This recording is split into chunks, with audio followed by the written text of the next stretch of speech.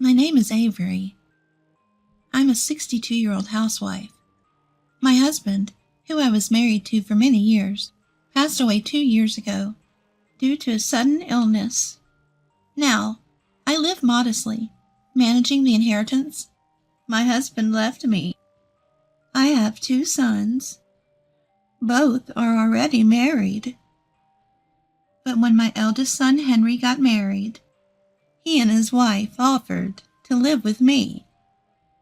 I said, I appreciate your concern for me, but I'm still fit and fine on my own.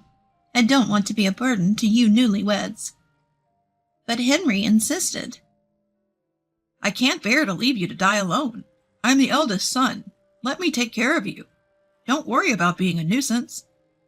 And so we ended up living together. Henry's wife, Rhea, is still young. She's 9 years younger than Henry, only 23. At first, I worried if such a young girl could handle being a wife, but she was the one Henry chose. I found no reason to object to their marriage, so I accepted it. When we decided to live together, I asked Henry, is Rhea okay with living with me? Won't a young girl like her dislike living with an old woman like me? Henry reassured me, saying, It's fine. Rhea is kind. She'll get along with you. Besides, having you around will help us with the housework. He was adamant about us living together. I couldn't find a reason to object after hearing that. Sure, I'm getting on in years, and it's too late to start worrying when something happens. Thinking that it'd be more reassuring than living alone, I gratefully accepted Henry's proposal. After we had been living together for a while, there was a time when I asked Rhea, Sorry to ask, but could you bring in the laundry? I'm going out to get groceries for dinner. Up until then, I hadn't often asked her for anything. But that day, I had unavoidable errands to run before shopping, so I decided to ask her. But then Rhea retorted, Why do I have to do it? I'm busy right now. You should bring it in before you go, shouldn't you? She seemed busy playing a game on her smartphone. Even before that, she hadn't helped with any household chores. But I chose not to say anything out of consideration.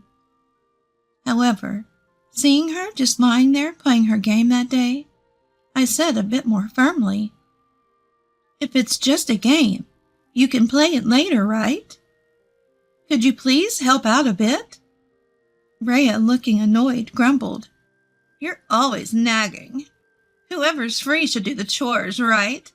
You could bring it in before shopping. You're really annoying. And with a glare at me, she went to the balcony to bring in the laundry. I was taken aback by her rudeness, but I thought it wouldn't do any good to say anything more and upset her further, so I left the house as it was. After that day, Rhea began to harass me. Ignoring me became a daily occurrence. When she didn't like the food I cooked, she would say to Henry, I can't eat this. Hey, let's go out and eat. Just the 2 of us. And they would go out to eat, leaving me behind. Henry did try to consider my feelings, saying, Think about Mom, too. She went through all this trouble to cook. But when Rhea was in a bad mood, all he could do was say, Sorry, Mom. We're going to eat out today. And follow Rhea's orders. Rhea never did any housework, no matter how much I asked. Instead, she said, You're not working right. Aren't you ashamed to rely on Henry for everything at your age? It's normal for you to do the chores, isn't it? She acted as if it was completely natural for me to do all the housework. Rhea accused me of not working, but she wasn't working either. But she felt superior because she was supporting Henry, who was working. I hadn't told Rhea, but I wasn't unemployed. I had a little income from managing the apartment left to me by my husband. I also gave Henry living expenses, so I wasn't completely dependent on him. But Rhea seemed to think that because I wasn't working outside the home, I didn't have any income. So Henry was footing all the bills. Once, when I was cleaning, Rhea shouted at me, "Can't you clean a little quieter? It's noisy." I was just vacuuming normally. But Rhea was on the phone call and was complaining about me to the person on the other end, saying, "Hello, sorry about that. Yeah, it's Henry's mom. She's really noisy, isn't she? She should be able to do the housework quietly." At this point, even I was annoyed. And I told Henry about what had happened that day when he came home from work. You know, I'm not saying you have to do everything. But Rhea, you've been absolutely no help with the housework. Not only that, but I got scolded just for vacuuming. It's normal to share chores, and of course I do my part. But I can't handle doing everything alone, especially when I get complaints, I told her. Henry replied, "I'm sorry, I really am. I don't think Rhea means any harm. Maybe she was just in a bad mood today. I'll tell her to help out a bit more. So please, cut her some slack today." But he didn't really take the matter seriously. Even so, I hoped that Henry would talk to Rhea, and I decided to watch how things unfolded without saying anything. Half a year passed. Rhea's attitude hadn't changed at all, and she didn't even pretend to do housework. I was completely exhausted from doing all the chores for 3 people and being considerate of Rhea. At that time, my second son Lucas happened to say, "Mom, your birthday's coming up, right? Since your eldest son and his wife will probably celebrate it on the day, let us celebrate it for you today. Renly also has a present for you. So why don't we go out for dinner?" I was invited.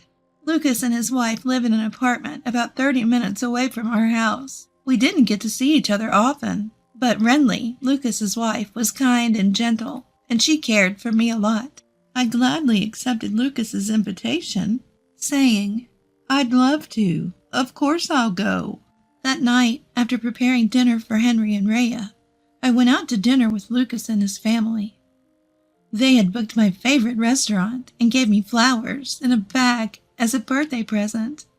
I hadn't had such a good time in a while, and I couldn't help but express my honest feelings, saying, "Ah, this is so healing. I haven't felt this happy in a long time." Hearing my words, Lucas asked, "Did something happen with Henry? When you say it's been a while since you've been happy, I get worried. Have you been going through a hard time lately?" I hadn't planned to complain, but I explained that I was doing all the housework because Rhea wouldn't do any, and that I had been yelled at for being noisy and had been spoken to harshly. Lucas, after exchanging glances with Renly, said, "Mom, you don't have to live with them if it's tough. You can live on the income from the stocks and apartment rents that Dad left behind, right? You're only living with them because Henry wanted to, right? But if you're being treated so badly by Rhea, and Henry isn't helping you, you should just stop living with them. If it's hard for you to say it, I'll step in." Renly also said, "If you're lonely living alone, we can live together. I love you very much. Please don't hesitate." I was so happy I could cry. I thanked them for their words and decided to keep trying a little longer, knowing that I had allies. "Thank you, but I'll try a little harder. They're my precious family after all. I really want to get along with Rhea, too," I said. When I came home that night, the dishes they had eaten from were still in the sink. With a sigh, I tried to clean up, but thought, it's only natural for me to do this because I always do it. Let's leave it as it is today, and let the 2 of them tidy up tomorrow morning. So I left the dishes as they were and went to bed. The next morning, as I was preparing breakfast, Rhea got up. I said to her while cooking, "Good morning, Rhea. I'll prepare breakfast. Could you wash the dishes you used yesterday?" However, Rhea ignored my words and started fiddling with her smartphone as she sat down on the couch. Even I couldn't hold back my irritation at Rhea's attitude, so I raised my voice. "It's common courtesy to wash your own dishes." Then Rhea replied in her usual manner, I've said it 1,000,000 times. Isn't that your job, Mom-in-law? You know the saying, he who does not work, neither shall he eat. You eat every day, so you have to do the housework. Upon hearing our exchange, Henry hurriedly got up and asked, What's happening this early in the morning? Are you two arguing? He looked at me with a puzzled face. I told Henry with a sigh, I only asked Rhea to wash the dishes you guys ate with yesterday. I just said what's obvious. Hearing my reply, Henry said, What the hell? This early in the morning? And tried to go wash his face, seemingly annoyed. But I couldn't contain myself and snapped, It's not about that. Every single day, I do all the housework, all of it, including yours. Do you understand how hard that is? At least you could wash your own dishes. Hearing me, who rarely gets angry, shout like that, Henry hurriedly said, Sorry, I'll wash them, and tried to start doing the dishes. But Rhea said, Why? Why does Henry, who works outside, have to do that? You're relying on Henry, so it's your job, Mom-in-law. She stopped Henry's hand, seemingly unsatisfied with him washing dishes. Then she said to me, You're a poor god of poverty living on a pension, really a nuisance. Get out of this apartment. I had reached my breaking point. Why do I have to leave my own house? The name on this house is mine, isn't it? I told Rhea and to Henry. I confessed my true feelings. Rhea seems to be misunderstanding something. But you understand, don't you, Henry? The ones who need to leave are you two. I can't stand living together anymore. I've reached my limit. Rhea, unable to hide her surprise, asked, What do you mean? How can a jobless mother-in-law rent a house? Aren't you relying on Henry? I explained to her, I am the landlord of this apartment. I am not renting. This apartment itself is mine. Sure, I wasn't working outside, but Henry's father left me stocks, apartments, and land when he passed away. I manage those stocks, apartments, and land, and earn enough income to live on my own. I've never relied on Henry financially, even after we started living together. I pay for most of the utilities and food costs.